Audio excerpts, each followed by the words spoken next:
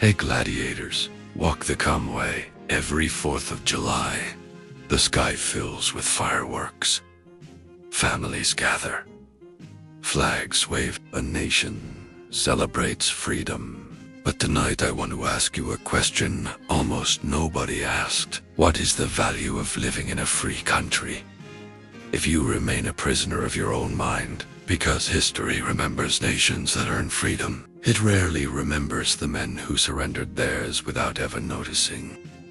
250 years ago, ordinary men accepted extraordinary risk. They didn't know how the story would end. They couldn't Google the outcome. They couldn't guarantee victory. They simply believed some things were worth sacrifice. Whether you agree with every decision in history isn't the point. The point is this: comfort has never been the force that changes the world. Now look around. Most of us aren't chained by kings. We are chained by habits, by alarms we ignore, by promises we keep breaking, by comfort that quietly steals our ambition one ordinary day at a time.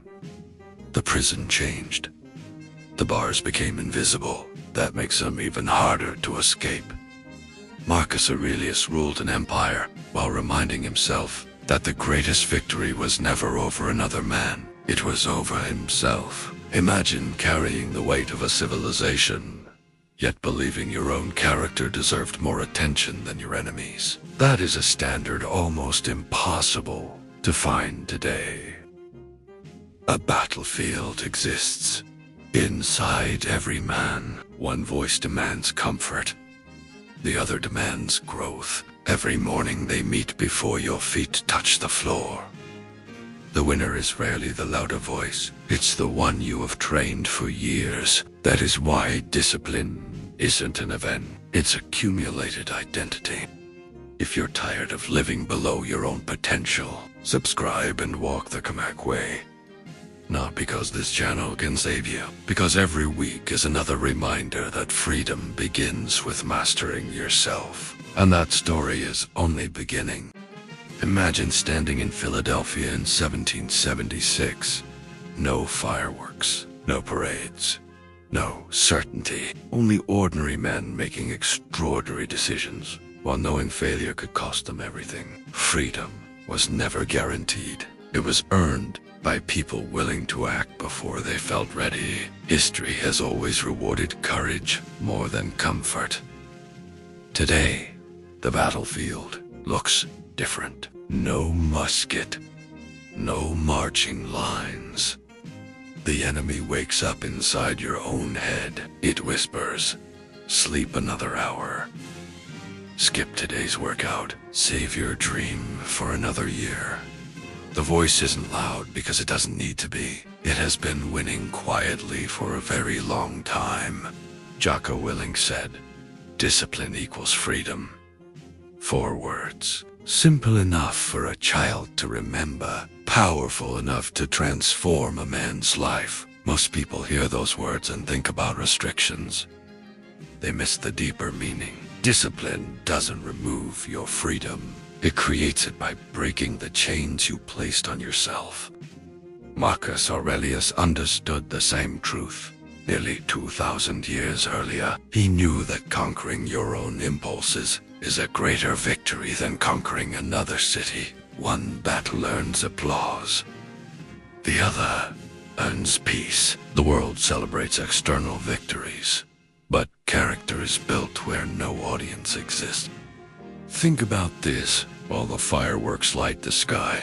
What is one habit that has kept you imprisoned this year? Write only one word in the comments.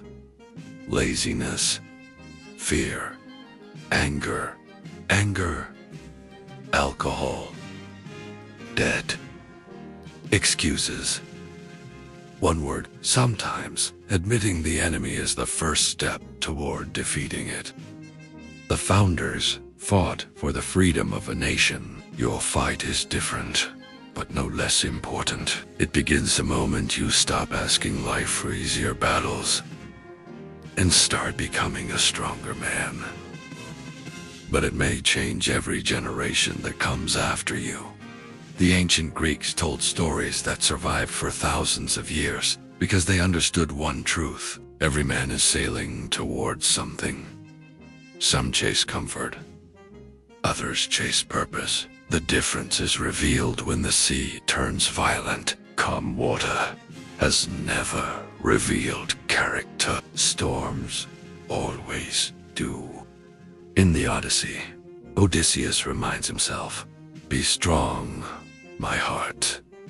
You have endured worse before." That is the voice of a disciplined man, not pretending pain doesn't exist, not asking life to become easier, simply refusing to surrender because the journey became harder than expected. This generation has more convenience than almost any before it. Yet so many men have never felt weaker. We conquer distance, disease, and technology, but many still cannot conquer the urge to quit. When discomfort arrives, the greatest frontier left isn't on a map, it's the one between your ears. Imagine watching fireworks this Independence Day and asking yourself one question instead of making another promise. If every excuse disappeared tonight, who would I become 1 year from now? Hold on to that answer. Don't let it vanish with the smoke. Let it become the decision that changes the next chapter of your life. Most people celebrate freedom as something they inherited.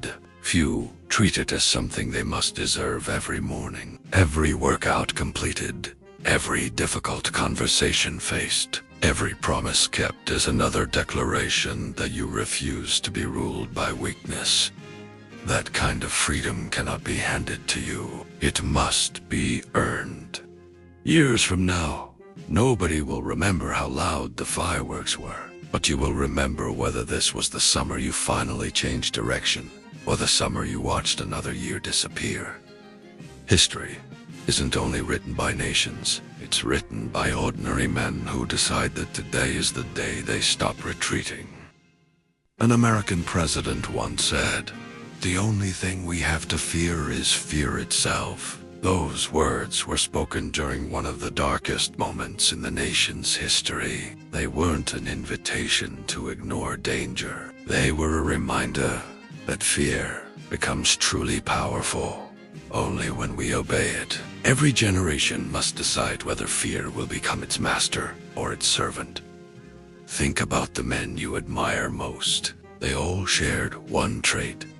They acted before certainty arrived. They built businesses without guarantees. They defended their families without applause. They stood back up after failure, because quitting would have hurt more than trying again. That is courage in its purest form. This channel isn't about becoming famous, rich, or admired. Those things may come or they may not. The mission is much simpler. Become the kind of man who keeps his word, especially when nobody is watching. A nation becomes stronger when more men choose that standard instead of the easier path. When this video ends, don't let it become another message that made you feel inspired for 10 minutes. Let it become evidence. Go do one difficult thing today that your future self will quietly thank you for. Then come back and tell us what it was. Your comment might become the reason another man refuses to quit. Somewhere, fireworks will explode across the sky. They'll shine brilliantly for a few seconds before fading into darkness. Don't let your determination be like that. Let it burn quieter than fireworks, but longer. Long enough to change your body, your mind, your family, and maybe, without ever knowing it, another life besides your own. You may have noticed something. This channel isn't surrounded by millions of views. That doesn't bother me. The hardest paths have never been crowded. The men willing to confront uncomfortable truths are always fewer than the men searching for comfortable lies. Excellence has never needed a large audience to remain valuable.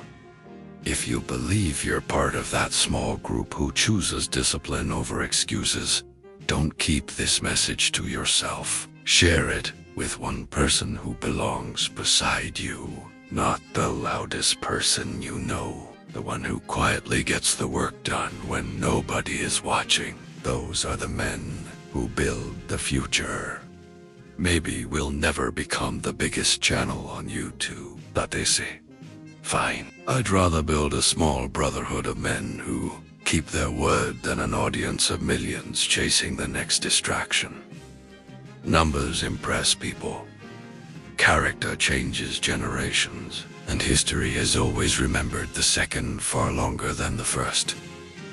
There is a reason most people never reach the version of themselves they imagine. It's not lack of intelligence, not lack of opportunity. It's tolerance. They learn to tolerate, delay, tolerate excuses. Tolerate the gap between what they say and what they do until that gap becomes their entire identity. A man can lie to the world and still build something meaningful. But when he starts lying to himself, quietly, repeatedly, nothing solid can survive that foundation. Every I'll do it later becomes a small fracture in self-trust. And self-trust is the real currency of discipline.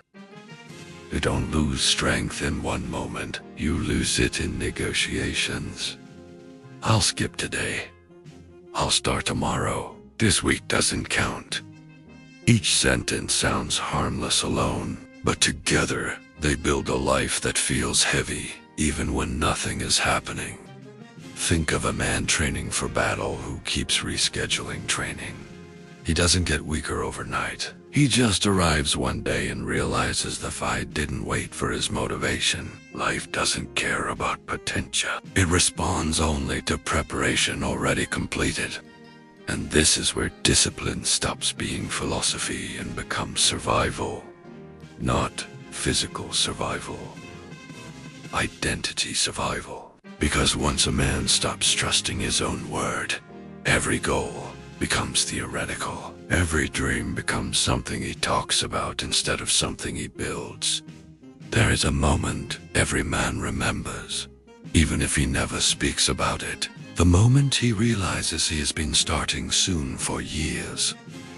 Not failing loudly, just quietly postponing the life he keeps saying he wants. That realization doesn't come with noise. It comes with silence. There's a point where every man has to stop consuming ideas and start becoming proof. Not talking about discipline, not admiring it, not saving videos about it, actually living it in a way that leaves no room for negotiation anymore. Because motivation always disappears, but consequence never does. You don't need a perfect plan to change your life. You need friction. The kind that makes old habits uncomfortable to continue. Wake up and act before your mind has time to vote. That is how identity shifts. Not in speeches, in interruptions. Most men wait for a version of themselves that feels ready, but readiness is a story the mind tells to delay discomfort. The truth is simpler. You will never feel fully ready for anything that matters. Every meaningful step has always been taken slightly before certainty arrived. And this is where everything either changes or repeats, because once you see the pattern, you cannot pretend ignorance. And you either keep negotiating with the same excuses, or you break the agreement entirely. Not tomorrow. Not next week. In the same moment you recognize it, there is a different kind of freedom that no government can give and no system can take away. It is the freedom of a man who can command himself, who doesn't need perfect conditions to act, who doesn't outsource his discipline to mood, timing, or circumstance. And maybe that is the quiet meaning behind every Independence Day celebration. Not just the freedom of a nation, but the reminder that real independence begins internally. Because a man who cannot govern himself will always be governed by something else. So let this be the line you don't cross anymore. No more waiting for Monday. No more after this week. No more imaginary future version of you carrying the weight of decisions you refuse to make today. That version doesn't exist yet. You are the only one who does. Jocko Willink said it simply. Discipline equals freedom. Not so may they. Not in theory now. Because every action you take today is either expanding your freedom or quietly restricting it. There is no neutral ground, only direction. And when the fireworks finally rise tonight, understand something most people will miss. They fade in seconds. Loud, bright, temporary. But the life you build through discipline doesn't explode like fireworks. It accumulates quietly, permanently, until one day you realize you are no longer the same man who used to wait. So here is your final test. Not for motivation, not for inspiration, for honesty. When this video ends, what is the first action you will take that proves you are done postponing your life? Because America was not built by men who waited to feel ready. It was built by men who moved while uncertain, acted while afraid, and committed while nothing was guaranteed. That spirit was never about the past. It was about a standard, and that standard still belongs to anyone willing to live it. So walk away from this video differently. Not inspired. Committed. One action. One decision. One break from the pattern. That is how every empire is built. That is how every man is rebuilt. Not all at once, but right now. In the moment you decide. The delay ends here. Happy 250. Happy 4th. Now subscribe, share, lock your phone, and take action.